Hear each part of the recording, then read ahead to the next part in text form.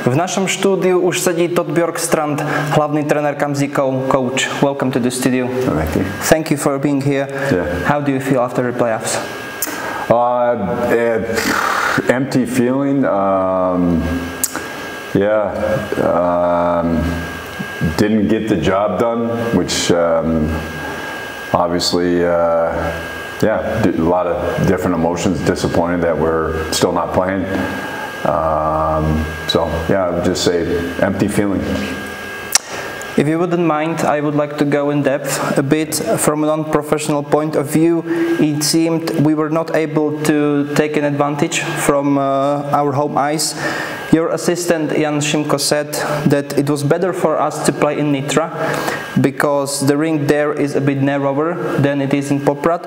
And that said, what do you think is the main reason for failing our home games?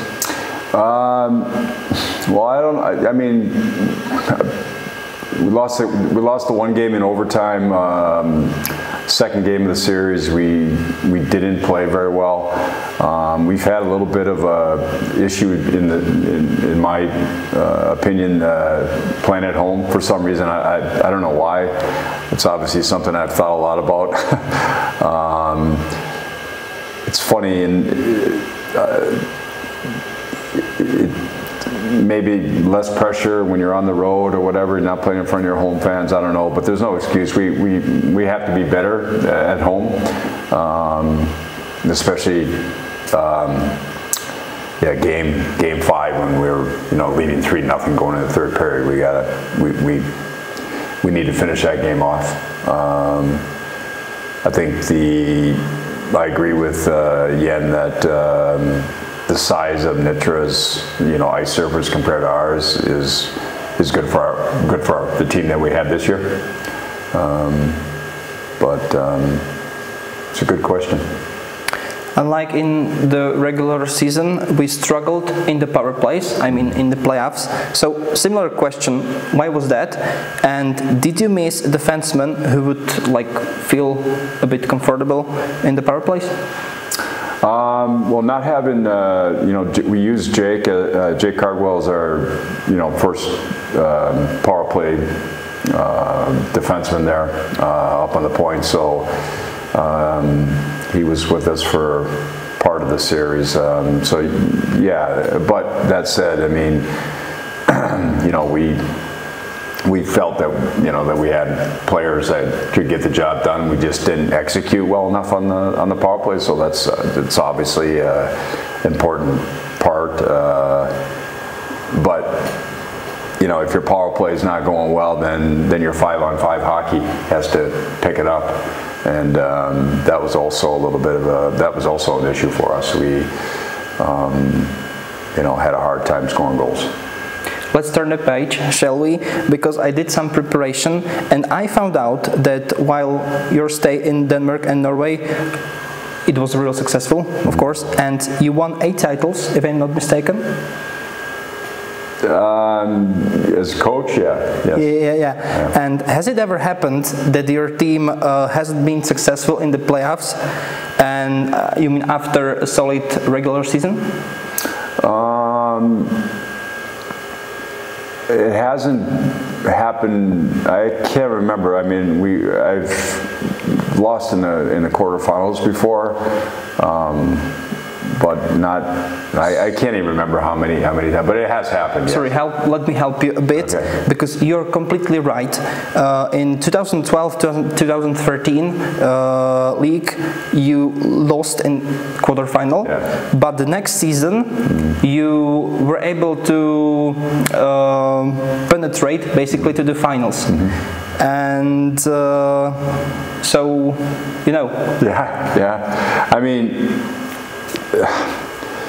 we learned a lot. We're disappointed for the our fans and the club and everything. Obviously we finished in first place. The guys did a great job. That's an accomplishment. It's not good enough because we want to for sure move on here from the quarterfinals. When you have disappointments, you learn a lot, and we'll have more time, obviously because we're not playing now, to kind of reflect on what we need to do better next year. The second game in Michalovce and Nitra series was quite a wild one. What do you think did Nitra change after the regular part, where they ended up in the 8th place, and they underwent the preliminary round? I mean, I have no idea. I mean, the games that we played against them during the regular season, my personal opinion was that they were a really good hockey team. Obviously, they scored the most goals in the league, so that was going to be a challenge for us. Also because, again, just in my opinion, that was one of the areas that we struggled at times during the season. So we during the regular season, we won a lot of 1-goal games and close games. But I mean, Nitra has a good team, obviously. I mean, they deserve, unfortunately, to beat us. It was a deserved win, and now they have 2 wins in their semifinals, but that's the thing that's so exciting about when you play a best of 7. There's so many momentum changes, and it can really change fast. We were in game 4. We were leading 1-0. With not very much time left in the game, and we ended up losing 2-1 in overtime. Yeah, that's one of the things I really love about the best of 7. And let me finish my questions. You signed a 2-year contract. Are you staying here in Poprad? Because people tend to get tricky. I'm certainly planning on staying. Yeah, I have. Like you said, I signed a 2-year contract, so I have every intention of being back there next year. Thank you very much, Coach. Yeah. I'm really looking forward to seeing you after the summer break. Yeah. To bol Todd Bjorkstrand, hlavný tréner Kamzíkov. No a súčasnú sezónu ukončíme rozhovorom so Samuelom Mlynarovičom, ktorého týmto vítam v štúdiu. Samo, ahoj. Ahoj. Pred play-off sa často hovorilo, že tréner Bjorkstrand vás naučil vyhrávať. Prečo sa to neprenieslo aj do štvrťfinále? Áno, tak tá sezóna hlavne po výmene trénera ukázala, že sme sa naučili vyhrávať a že sme boli víťazný tím. Boli sme na víťaznej vlne, čo sme vlastne tú celú základnú časť potvrdzovali. No, bohužiaľ prišlo play-off a dopadlo to tak, ako to dopadlo. Prehrali sme 4-0 na zápasy a sám neviem, kde sa stali chyby. Teda viem, no ale myslím si, že je to na dlhšiu debatu. Skúsim trošku aj divákom možno pripomenúť jeden veľmi nešťastný moment. Stav série 2-2, 3-0 pre nás po druhej tretine a nakoniec prehra 3-4. Čo takáto prehra urobí s tímom? Áno, to bol ten domáci zápas 5, ale my už v tom 4. zápase sme viedli celý čas a na konci sme urobili zbytočný faul, kedy Nitra 17 sekúnd vyrovnala a nakoniec rozhodla v nájazdoch. Čiže ja si myslím, že toto bol prvý zlomový moment, kedy sme tie výskyvách mohli preklopiť na našu stranu. No a ako si spomenul, ten domáci zápas, kedy bolo 3-0, ja som tam mal v druhej tretine šancu, kedy som sa dostal do predbrány a bohužiaľ tom trafil tyčku, keby to skončilo dnu. Myslím si, že v tom momente by sme ich zlomili, ale bohužiaľ išlo to von a všetci vieme, jak tá tretia tretina dopadla. A nakoniec aj ten zápas, všetkých nás to mrzí, ale bohužiaľ po tom zápase sme samozrejme boli trošku z toho frustrovaní, ale pokazili sme si to sami. Nikto to za nás neurobil na tom ľade, my sme to pokazili a dopadlo to vlastne tak, ako dopadlo. Tvoj spoluhráč Tomáš Záborský počas prestávkového rozhovoru v 4. zápase povedal, že Nitre určite budú dochádzať sily. Ja sa chcem opýtať, či sme ich trošku nepodcenili, tak trošku seba kriticky. Nie, to určite nie. My sme vedeli, že Nitra je kvalitný tím. V podstate síce oni postúpili do toho play-off až spred kola, ale keď sa pozrieme na tabuľku po základnej časti, ich vlastne medzi našim prvým miestom a ich tým 8 delilo len nejakých 18 bodov, tuším. Čiže tá liga bola vyrovnaná. Oni v poslednom kole, keby vyhrali, tuším, v Banskej Bystrici, by boli v prvej šestke, vypadli, boli v play-out. A určite sme ich nepodcenili. Vedeli sme, že majú kvalitu a my sme do toho pristúpili, čo sme aj dokázali hneď v prvom zápase, že sme vyhrali.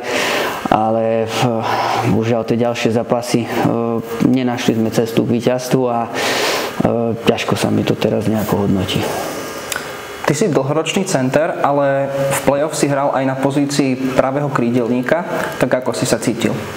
Tak bola to pre mňa taká nová skúsenosť. V podstate za kariéru sa mi párkrát stalo, že som hral na krídle, ale cítil som sa fajn. V tom danom okamžiku mužstvo, aj tréner potreboval, aby som hral na krídle. Ja som s tým nemal žiaden problém. Ja som bol rád, že som v podstate v tých 4-5-kách a robil som maximum, snažil som sa pracovať tvrdo a snažil som sa pracovať pre mužstvo, ako som spomenul, v danom okamžiku mužstvo potrebovalo, aby som hral na krídle, tak som proste hral na krídle.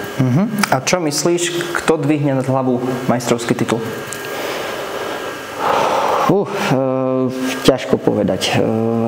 Vidíme sami aj, ako prebiehajú teraz tieto série, či už tá Nitra, ako hra s Michalovcami, uvidíme, ako budú hrať Košice so Spiskou. Ťažko povedať.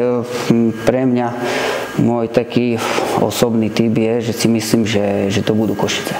Ďakujem, to bolo 5 takých základných otázok a mám tu ešte dve, nazvime to prémiové, totižto naši diváci mali možnosť opýtať sa našich hostí, čo ich trápi.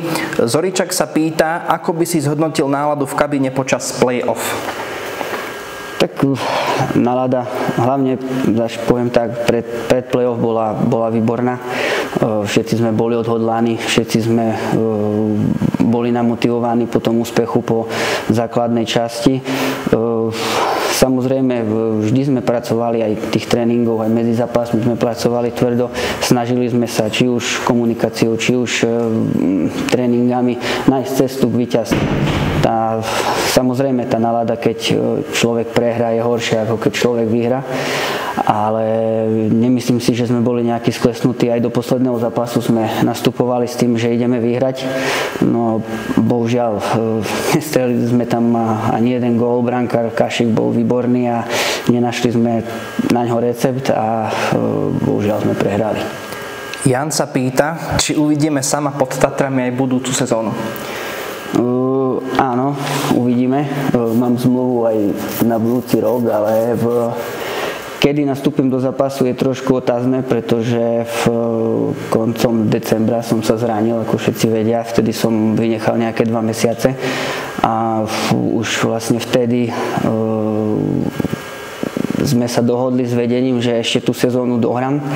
Chcel som ju dohrať, chcel som byť súčasťou tohto mužstva, pretože to mužstvo bolo naozaj dobré, ale vedeli sme, že budem musieť ísť na operáciu, pretože to zranenie, ktoré sa mi stalo, si vyžaduje operáciu a vlastne už teraz v pondelok 8.4. absolvujem operáciu pravého kolena a môj návrat nálad je v podstate teraz otázny. Uvidíme, ako bude rekonvalescencia, ale určite začiatok sezóny nestihnem. No a na úplný záver, Samo, chceš ešte niečo niekomu možno odkázať?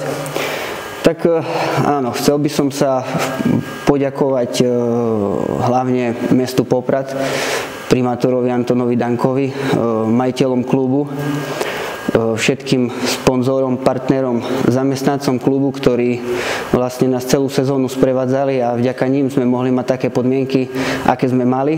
A v neposlednom rade sa chcem poďakovať vám, všetkým fanúšikom, Popračanom, ktorí ste pri nás stáli celú sezónu, či už na tribúnach alebo spoza obrazoviek. A pevne verím, že tento neúspech v play-off nás nejako nerozloží, ale skôr sa zomkneme a budúci rok prídeme silnejšie.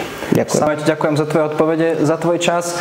Prajem ti veľmi veľa zdravia, ktoré je samozrejme prvoradé.